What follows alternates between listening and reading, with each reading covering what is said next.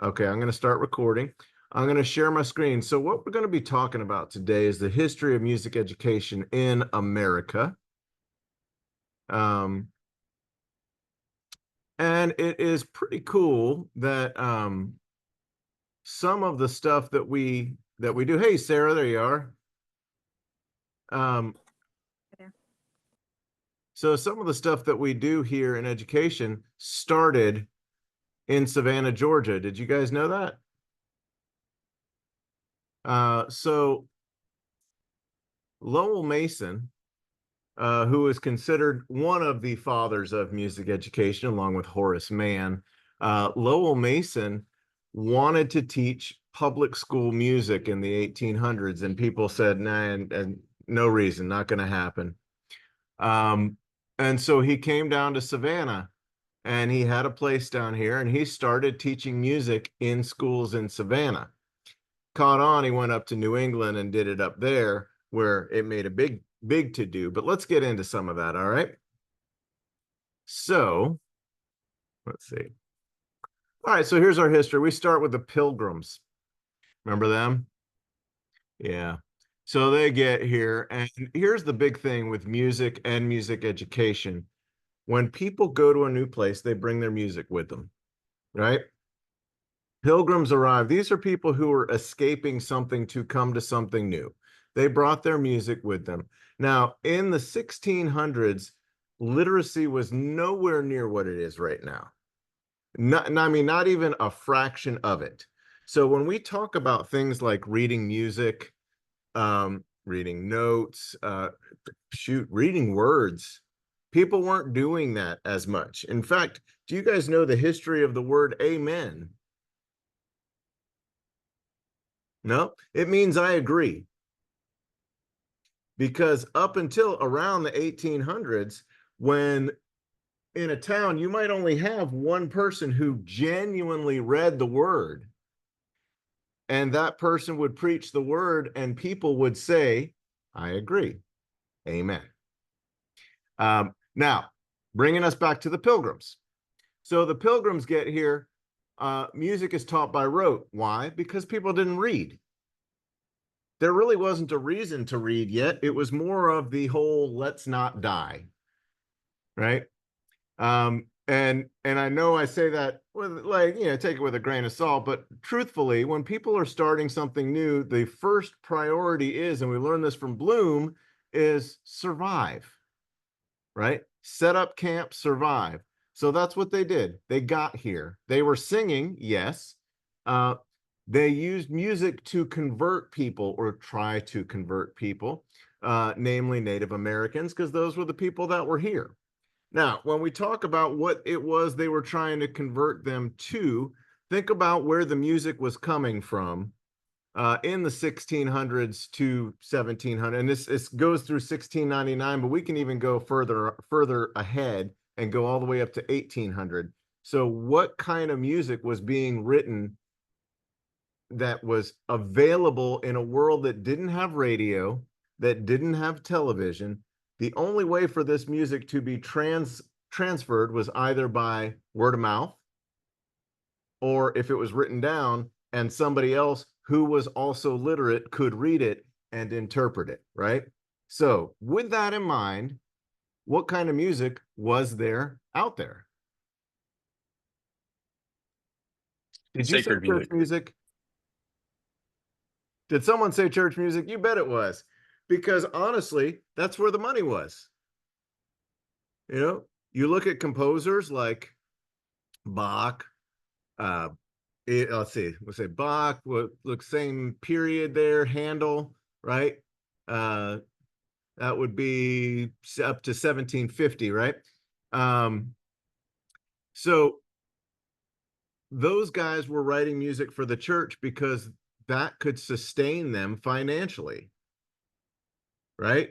You couldn't pay a musician to be a musician and write music for you if you were in the whole not die camp, right?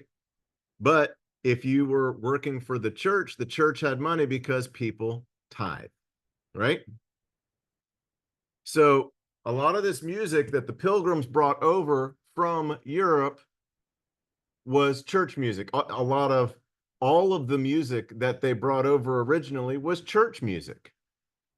So it may be songs of praise. That was where we come up with the Bay Psalm book. Okay.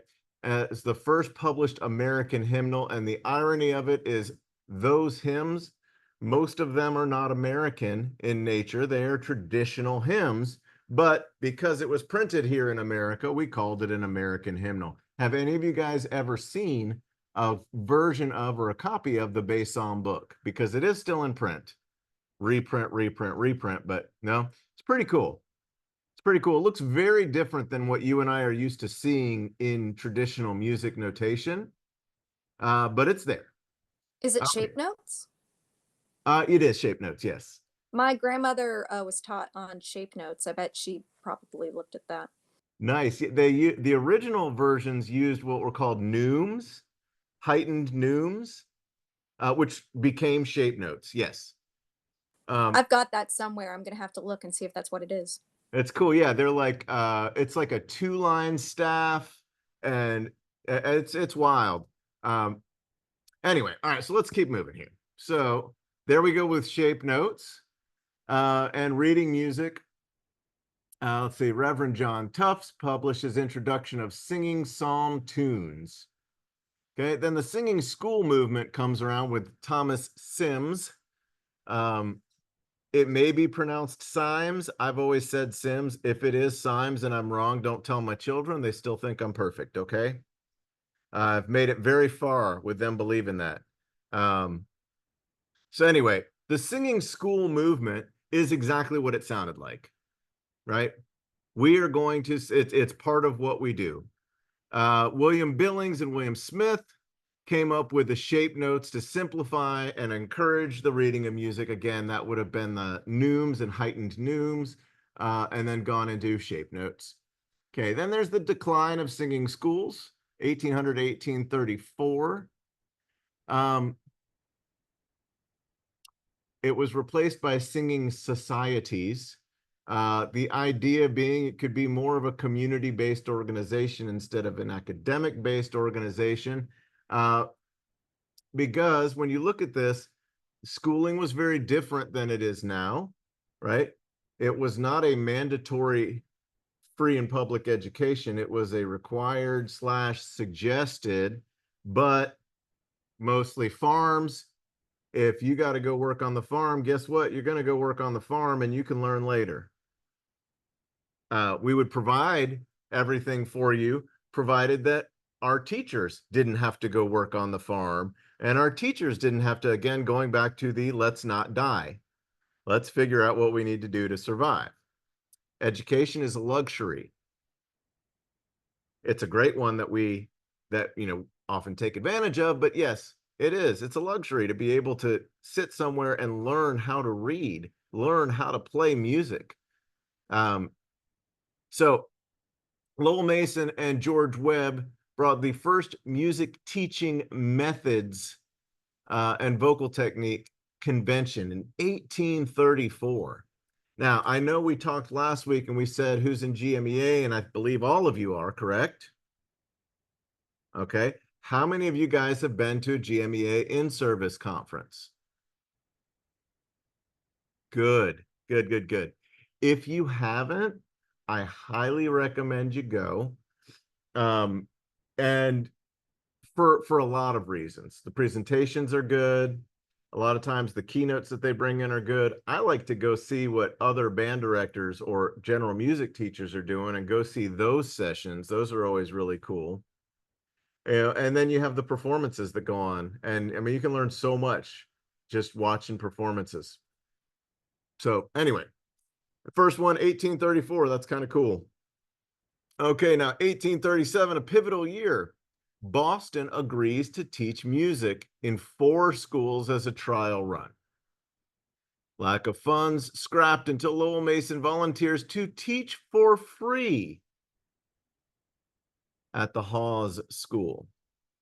Now, the Boston School Committee approved having vocal music in public schools. They called it the Magna Charta. That's kind of funny, right? Because we're all familiar with the Magna Carta, right? Okay. The Magna Charta said that, we can formally teach music in our public schools. It also went to Cincinnati public schools, 1838.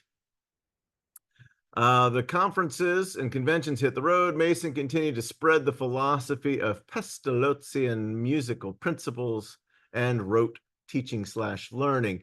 Does anyone here know about Pestalozzi? No? I've got a middle and high school vocal person here. Come on now. Oh, you're on mute, Courtney. I Are said they Italian? I remember reading about it in our readings this week. Let me see if I Yeah, can pull my notes up. it's all good. I know. So No, basically, it a doesn't. lot of ornamental stuff, a lot of ornamental singing stuff. Okay. Um, Is that the one that had where you do singing before actually reading? yes. Yes. Okay. And this is before Okay. solfege and all that stuff too. Yes. All right. Yes. So Thomas Lathrop in 1844 said music needs to become systematized in the public school system. Here's the ironic thing about all this, right? Here we are in the 1840s, and we're talking about how this needs to be in America in our public schools. In Greece, it was in their public schools before recorded time. Isn't that crazy? In Rome, the Roman Empire had music in their schools. But here we are waiting a couple hundred years later before we say, oh, yeah, that's a good idea. Let's try that. Okay. So Cincinnati began to hire music teachers based on their qualifications, which is a big deal. If you don't mind, I'm going to put my glasses on. Promise you won't make fun of me. I'm just kidding. I don't care if you do, but I do need to see. All right. So Horace Mann became the first president of the new American Association for the Advancement of Music Education. Okay. This later grew into what we now know as NAFME. But first we had the first New England School of Composers, William Billings. That was the guy who wrote the Psalm Singer book. I like the idea that he has of the conventional rules of music composition. If you think about your bachelor's degree, and maybe for some of you, your master's degree, you'll remember we learned all the rules of what I always called Bach theory, right? In tonal harmony or whatever book you guys used, right? And after you learned all that in the first year, maybe two, they said, okay, now that we understand parallel octaves and parallel fifths and parallel this and secondary dominants, leading tones, functions, whatever, now we're going to break all those rules and we're going to go with what sounds good. Right? And if it doesn't sound good, here's why. And if it does, we'll call it this. So it's kind of interesting to me, at least, that was one of the things Billings did. As he said, hey, yeah, I mean, all that stuff you've been doing, that makes sense. However, let's try it this way. Horace Mann, the father of American public school education. He edited the Common School Journal, wrote 12 famous reports. He was the secretary of the Massachusetts Commission to Improve Education, which later became the state board. And you know what's weird? You and I are in this generation that will be one of the first in a very long time that does not have a federal version of a board of education. Isn't that crazy? It's crazy. I don't know if it's necessary or not. I know it hasn't been treated with necessity in the past couple of presidencies, so it'll be interesting to see what happens next for that. But he believed, Horace Mann, that no republic can endure unless its citizens are literate and educated. What a great idea. Here is a bunch of stuff about Horace Mann that I'm not going to read to you, but I will share this with you. Okay. And one of the big things that Horace Mann did was he got training for teachers. So going from, does anyone know what a normal school is? The term normal school? Okay. So basically before public schools became what they were, this would be, okay, so I'm in my 50s. My grandmother went to normal school. Okay.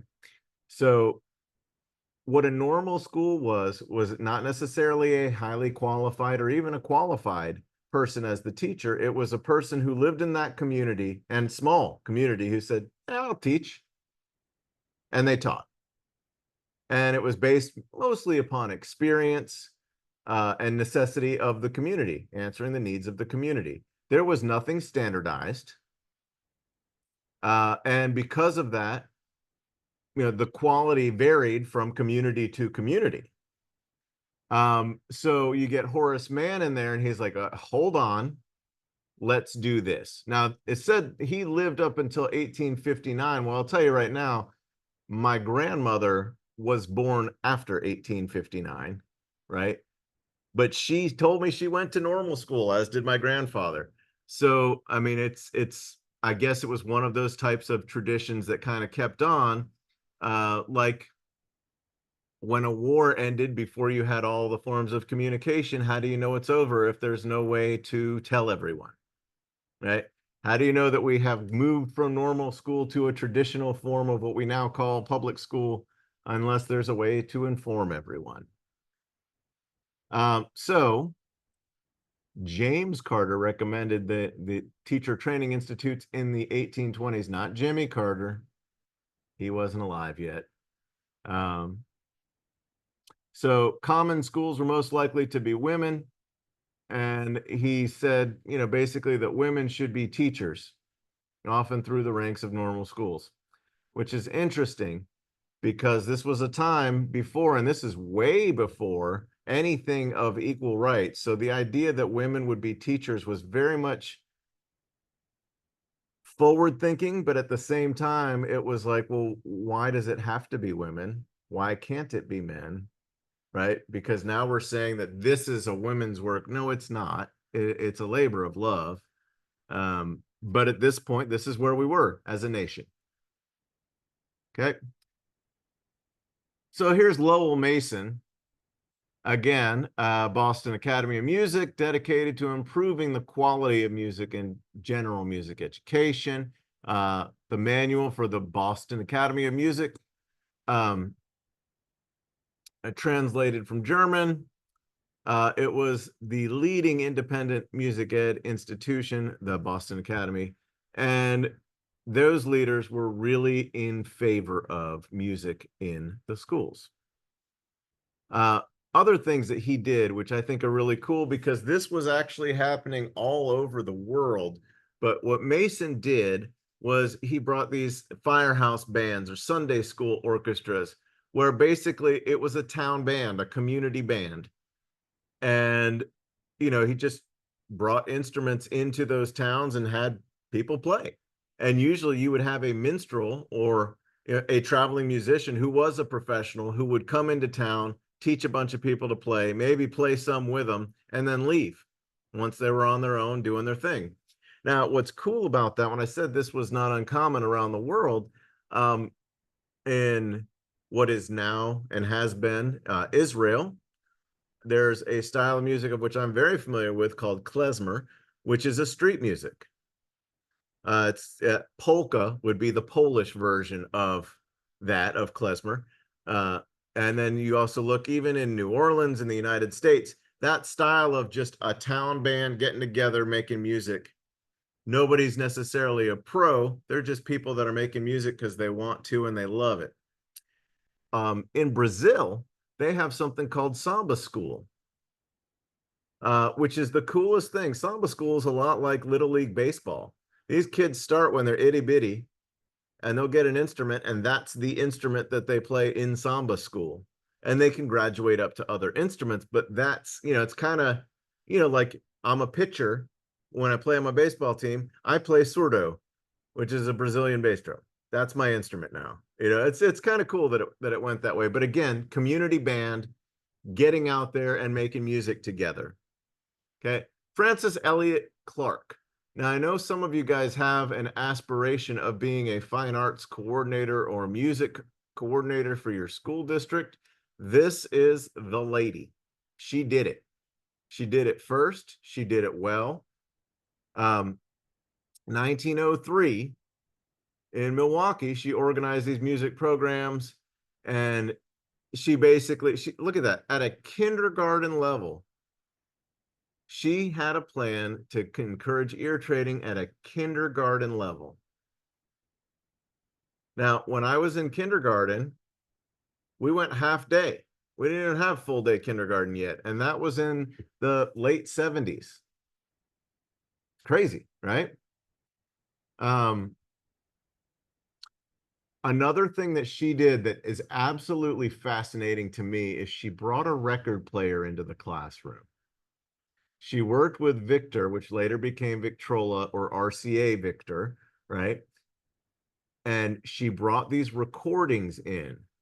Now, this was unheard of because this technology did not exist until 1898. So once that came into play, I could be 1896. I'm not, this is off the top of my head. But when that came out, the recorded sound, people started to record things. And what the crazy thing is, there were a lot of people that were afraid to record things because they were afraid that other people would steal their stuff. But once you have some recordings of these things brought into the classroom, all of a sudden, that whole world that we'd been speaking about before, where the only way you could hear music was if it was live or if you knew how to read it, now you could have a whole new genre of education in music appreciation. We could listen to pros. We could listen to some of the best. It was very remarkable. I mean, I can't even imagine how forward thinking that was. And the fact that Victor said, yeah, let's do that. You know, that's a really cool relationship right there. Okay, now we get to MENC or NAFME, founded in 1907. It was MENC. Now it is the National Association for Music Education. I remember when they changed that name, I was in grad school and I thought that's stupid, but here it is. Originally, they told us it was going to be called NAME, not NAFME. And we're like, well, that doesn't make sense. But yep. So Seth is nodding his head. Seth, you remember that? Yeah. It was highly contentious too, the naming of that, calling it name. It was in our area, it was very contentious. Yeah. Yeah. Yeah, there's been a lot of stuff, and we can talk band stuff later because they used to do BOA. You know, there was a big movement with Bands of America and kind of almost competition for NAFME with Bands of America, and then what was it? USSBA was another one that the guy from what was it? George, I can't remember his last name, got in a lot of trouble.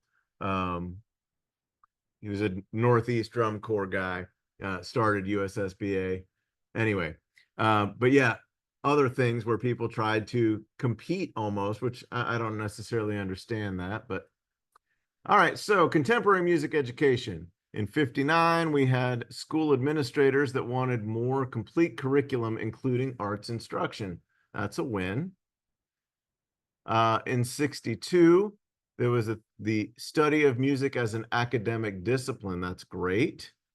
And MENC did that. Then we started to come up with, by 65, what later became the National Standards of Music Education. And then Tanglewood Symposium in 67 came up with their declaration, which was basically shortened down for you, we need to have standards.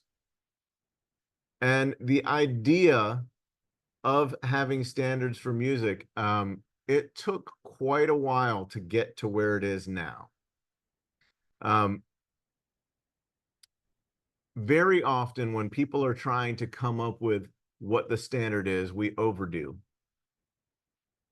And we come up with every kid should be able to blah, blah, blah, blah, right? And we come up with this list, and it becomes a laundry list to the point of where you start to say, well, if we hit all those things, are those kids really going to want to continue to be there?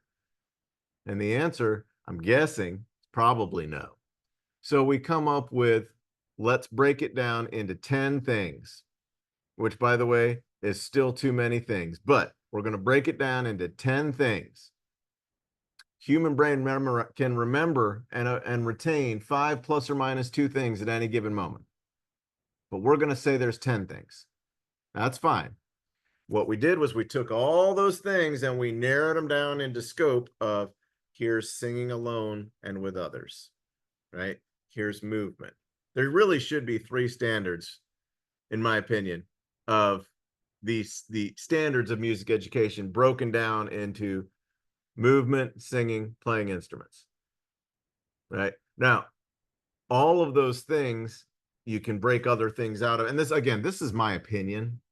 My opinion is worth next to nothing unless you're on my side, in which case, good for you. You have an A. But in general, and really, if you look at those 10 things, you can narrow them down into 3 as well. And just see, as long as you understand what our standards are. I'll tell you, one of the most ridiculous things I ever had done in a classroom experience. We were doing, I don't even remember what we called the things at the time, but the classroom walkthroughs, where they had a committee that would go through other schools, and we would basically check and see how they're meeting standards, how they're doing this, how they're doing that. And we had a list of stuff that we were supposed to check off, right? Well, one of the things that I had on that list was what standard is being met, right? So I ask a kid, what standard is being taught? And he goes, 3. So what does that mean? What is standard 3? I don't know. Okay, so how is this helpful, right? What and I talked to the child for a little bit, and I said, so what are you guys doing? We're reading music. Okay.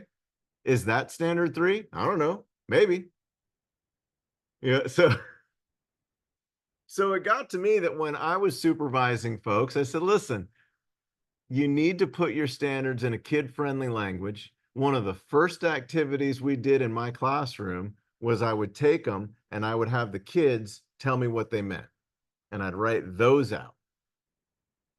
These are the standards. Now, I'm not going to say today we are working on standard because that was never the style that I taught. But if I have on my wall what you, my student, came up with, and someone were to say, what standard are you learning right now? They don't need to give you a number. They need to say, well, we're doing this.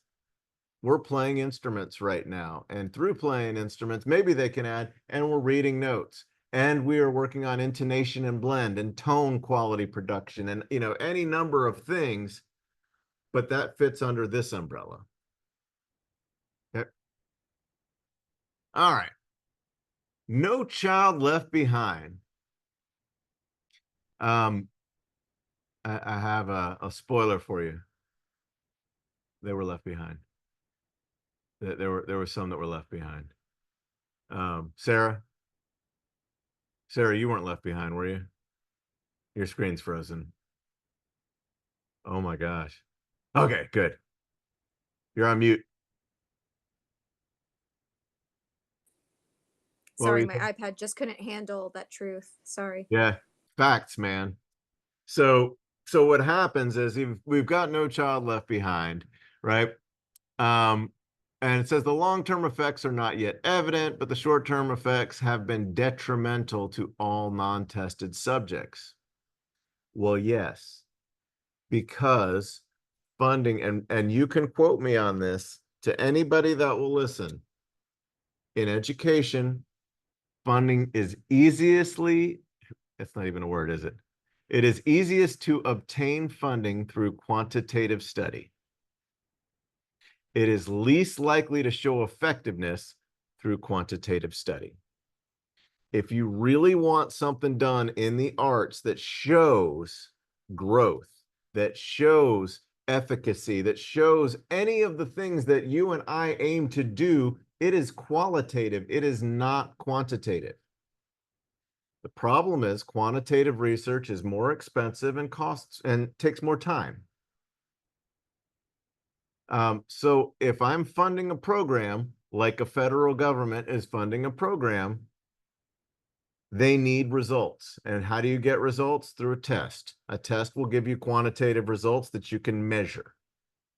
Now, qualitative results you can also measure, but qualitative results take time. In its perfect execution, TEKS is a fantastic qualitative test. It's very rarely done correctly. But if you look at TEKS, the way that it was designed and the way that it's done or should be done is a really good way to help a teacher become a better teacher. It's a really good way to show, to show what students are learning from the perspective, when a teacher or when an administrator comes in your room for an observation, if they're looking at you, they're not doing it right. You know that, right? I hope you do. A lot of times people might tell you that, but you still focus on the dog and pony show when they come in, right? A good administrator is looking at your students. Doesn't matter how you teach or what you're teaching or any of that stuff. A good administrator is paying attention to the quality of your students and how engaged they are with you and the material that you're teaching. If I go into your room and your students are perfectly silent and sitting up straight in their chairs and listening, hanging on every word, that doesn't necessarily mean you're a great teacher. It means you're scary, right? Or you've bribed them with something really great. But what I always like to see when I go into classrooms is I like to see interaction between, I like to hear students ask questions, and even if it's a question that you think, my God, how do you not know that? That's okay. They don't know it, or they thought it was important enough to let you know that they wanted to hear the answer. So I'll tell you, I'm a drummer. I love saying a couple things to make me sound like a smart band director. Okay, you ready? C sharp's always out of tune on alto saxophone. Bam, right? How do I know that? I have tried to tune C sharp, and it's as good as a drummer can get it in tune. Then there's just a handful of things like that. Okay, keep going here. Sorry about that. Just got off on a tangent. All right, so some principals strive to hire arts teachers who are trained in reading and mathematics integration. This trend could endanger the arts, especially music, from being recognized as a distinct and separate subject matter with its own skills and concepts. Now, let me tell you something. My first 10 years of teaching elementary music, I was fortunate. I had been named Teacher of the Year for my school district twice in 10 years. Awesome, right? I was super proud of that, and it is a feather in my cap, and I'm very proud of that. However, twice I went through the building level Teacher of the Year. Twice I went through the district level Teacher of the Year. Not once on any one of those papers that they give you of people's observations of you, not once did the word music appear. I was a freaking music teacher. Not once did the word music appear in any of those observations. All of them talked about how well I integrated curriculum and did a whole learning approach, which I believe is important. But what I realized was they weren't getting it, right? There was so much more happening in my room than kids learning problem solving. They were learning problem solving through the vehicle of the thing I love, more than anything, which would be music. And that was why when I told you guys I went in and did technology for a while, I got so fed up with it that I was convinced like nobody's gonna, I felt like people didn't care. And I've gone and come back to it, and of course retired from it. But it's very hard when you're in a world where you don't feel like people care about what it is that you're doing, or you feel like a glorified babysitter, or I mean any number of things. Elementary folks get this more than middle and high school folks. I've taught all of those. Elementary folks, it's all about that teacher's planning period. They'll go on a field trip and they will come back with 5 minutes left of specials, and they will drop those children off at your door for 5 minutes. It's crazy, but it's true. So again, that was kind of the vibe that I had. And, and I went and I did the technology thing for a while, and I enjoyed it until I didn't. And then I said, you know what? I want to go out on top doing what I love to do. So my last year I went in and I went back to teaching music in elementary school again. And I went in with the attitude of, I don't have to do this. I want to do this. And I'm going to do it the way I want to. And I'll tell you what, there has never been a more gratifying thing than to just say, well, okay, that's done. We're doing this my way. And if you've got a problem with that, you don't have to do it. But I'm doing it, and it was good. All right. Every Student Succeeds Act basically followed up with No Child Left Behind. It kind of, and then it later on became Race to the Top. And, thing after thing, basically it's a new coat of paint is what it is. But the thing that came out of ESSA was that you started to get Title I funding. Now, Title I funding is tricky because it typically doesn't apply to us. Title I funding is great, but it comes with a whole lot of strings attached. Has anyone here taught in or currently teaches in a Title I school? I student taught at a Title I. Okay, cool. Now, entirely title, or was it service of title? Less than 30%. I think they had just I think they were celebrating that they had just been declared Title I, so maybe I missed the actual it being Title I. Okay. Okay. It's interesting because the way that Title I works, they will have additional funds that administrators can use to hire teachers for title. They can buy technology that is title funded. They can buy resources that are title funded. What they cannot buy is food, obviously, right? They typically don't buy musical instruments. If you can get somebody to do that, that's awesome. They typically won't buy PE equipment or anything else that can't be measured by that quantitative measure of a test. That's typically what title funding comes from. And what's really fascinating about that is, other than TEKS, the best test that we give in schools usually is given to the Title I kids, which would be the access test. I do that. The access test is a true, authentic, qualitative measure. And it takes about a week, doesn't it?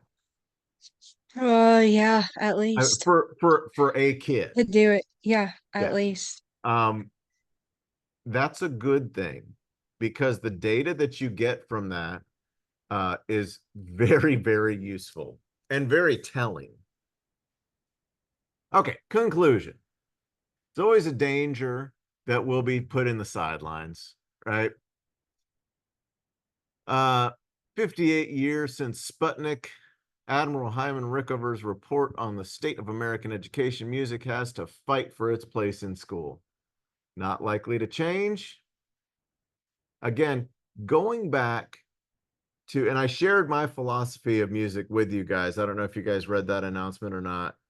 But I read yours and I was like, oh, these are great. And a couple of you threw my buzzwords in there. Thank you. Loved it. Made me feel great. You may not have known those were my buzzwords, but positive musical experiences. That's it. That's it. That is everything that we do. That's our job.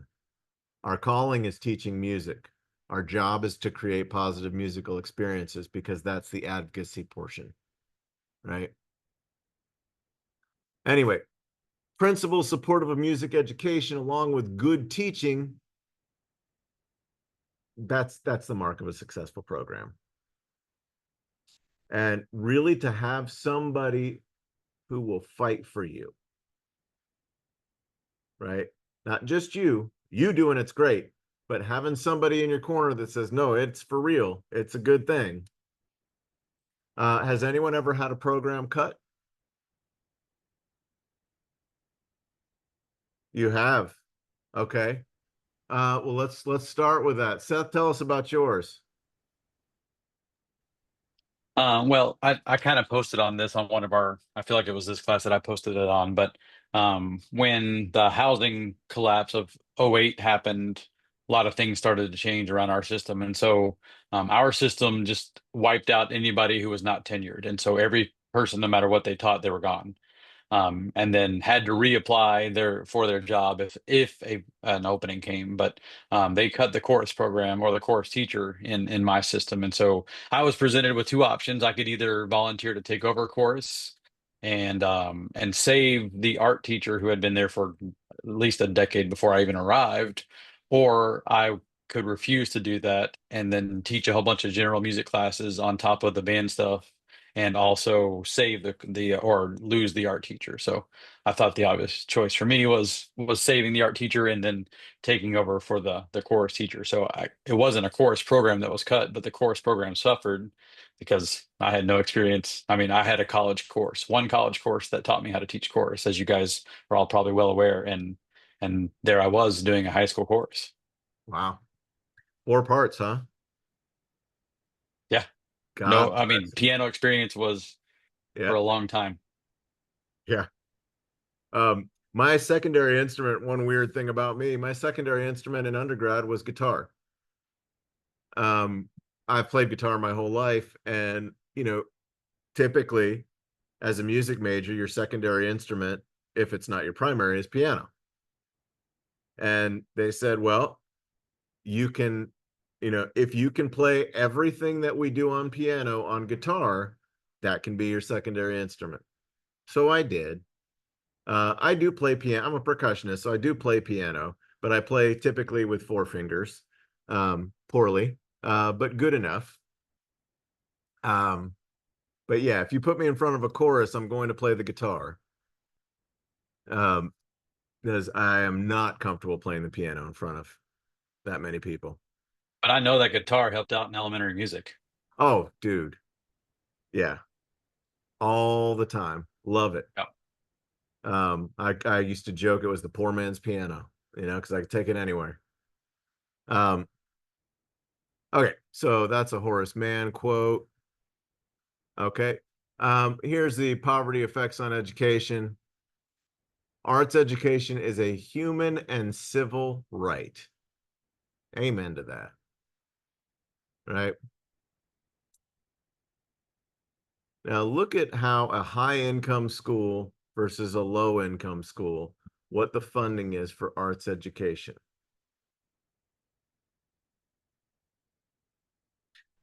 So I know we're from all over Georgia here. I spent my whole career in kind of the metro area. I started teaching in College Park, which is the inner city, housing projects and stuff like that. Then I moved up to the rich area, which had its own set of problems. Then I went to the trailer parks, a lot like the housing projects, but a lot more tobacco. And interesting to see when you talk about high income versus low income. that's the money that's spent on it. A good teacher, I don't know, a lot can be learned from somebody's enthusiasm and love. Dollar amounts are great. Having good instruments is great. But wanting to do it and continuing to do it, that's better. So, Courtney, you said that you had a program cut. Tell us about that. So it wasn't my program, but it was between me or the band, and the band got cut. Yeah.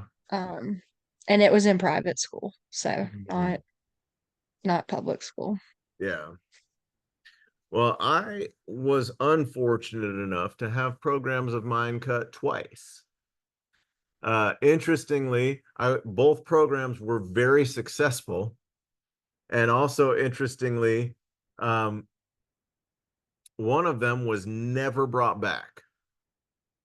I did my program that I had at a middle school for a few years. We did music appreciation, but we also did electronic music composition.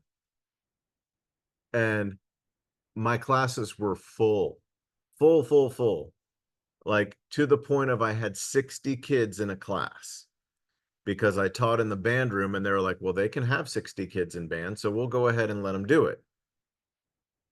That program got cut. When that program got cut, I was teaching half day at the high school. And they said, well, what we'll do is we'll have you go over here with the high school and then you'll teach 2 periods of elementary school band, 1 4th grade, 1 5th grade. And then you'll teach high school for the other 5 periods of the day. Great. So I did that. And then they cut the elementary band program. My high school band program, very successful. We played, all over the place. Let's see here. Joel posted a great video of his kids playing at the Pop-Tarts Bowl, right? Joel, that was you, yes? Yeah. I got to bring kids to the Tournament of Roses parade. We played in Times Square. We did the Macy's Thanksgiving parade. We got to do that one. That year was the year that I was let go of Fulton County Schools. It was my 10th year of teaching. And what they said was, we don't have a position for you next year, but we're working on it. Did I tell you this already? Okay. So this was literally the day my son was born. I was in the hospital delivering a child, number 2, right? And my youngest, my baby, delivering that baby. Sorry, sir, we don't have a job for you next year. So I'm immediately looking for a job from the hospital. It's spring break, right? My kid was born on a Friday, right before spring break. So I spent that entire week looking for a job. Forsyth County Schools called me and said, "Hey, we have a position for you. It's teaching kindergarten, 1st and 2nd grade general music." I'd never done that before. I had some experience teaching 4th and 5th grade band, but most of my experience was teaching AP high schoolers. So I said, "Hey, I'll take it. Great. I need a job. Let's do it." Monday rolls around after spring break. My principal calls me in. He says, "I got great news. You got a job." And I said, "Well, I got bad news. I took a different job. Can't do that to somebody." And I left. And for the next 20 years, I worked in Forsyth County Schools, where I was very, very happy with it. Did not have a single program cut. That was good. The school that I was at in Fulton County went about 3 or 4 years without an assistant band director at that high school. They have one now. But our band program was over 300 kids on the field. On the field. Joel? You put 300 kids on the field? I wish. More like 50. They had a big sound though, dude. I heard them. I heard them. That's a big sound that you guys had. Seth, how about you? I'm middle school now, but the largest marching band I ever had when I was high school was 75, so 75. nowhere near 300.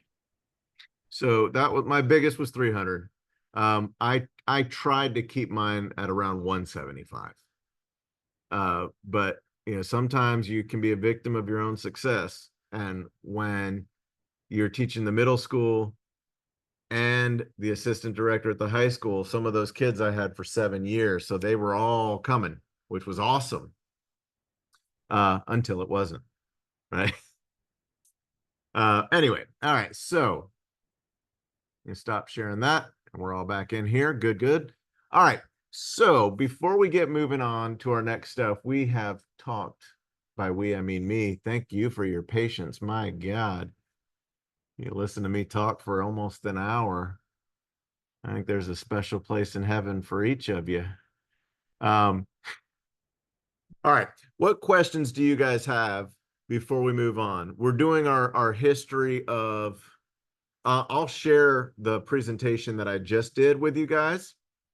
My suggestion is I would rather see you guys make this relevant to you, right? It's cool to know about Lowell Mason. It's cool to know about Horace Mann and all those guys.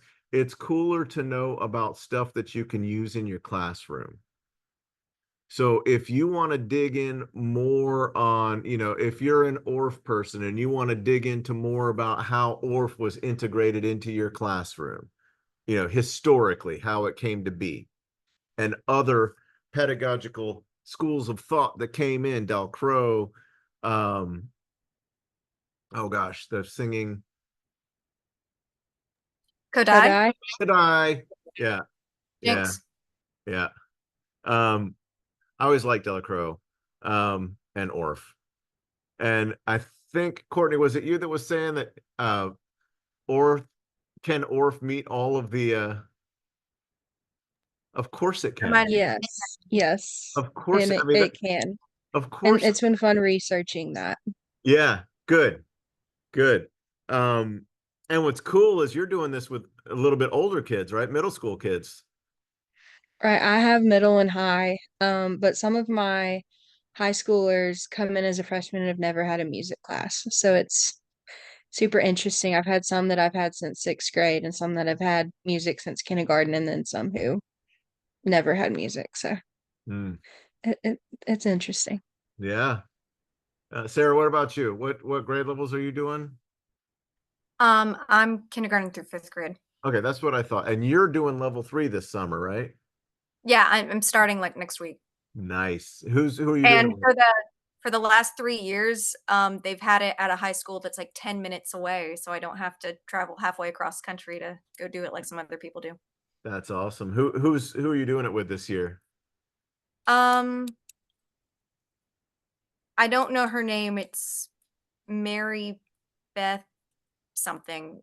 I'll have to look it up. Yeah, last year I had the guy who I can't remember his name either, but yes, last year I had the guy who was the president of ORF at the time. Okay. Not Jim So Solomon. no, Okay. younger guy, bald. Okay. I was gonna ask, what year did your band do Macy's? Oh Jesus. Sorry. Uh 2002, I believe. I recorded so many Macy's, so I've probably Yeah. seen that one. Nice. Like, I'm gonna go Chattahoochee. back and look. Blue and gold. Anyway, yeah, those are great, man. Let's see. So, oh, sorry. Going back into your history of music education. If you want to focus more, you don't have to go back to 1600 for one. You've gotten that. We got that today. If you want to go back, you know, to the history of, you know, marching band programs. I know we've got a marching band guy here. If you want to go back into, Bill Moffat Sound Power series of the 70s and how he brought all that stuff into play, cool, man. That's wonderful stuff to look at. If you want to go into different pedagogical schools of thought in elementary school, middle school, high school, cool. Talk about how it came in, how it was brought in. Think about ORF, right? For those of us that don't do ORF, it has its entire instrumentarium, right? That's about $30,000 to $50,000 to do that in a place where 100 years ago we didn't have jobs. Now we're saying, oh yeah, here's a job. Oh, and you're going to need all of these instruments, right? Not for the high school band, which is also well over $50,000 to outfit, right? How much are you paying for a tuba these days, Joel?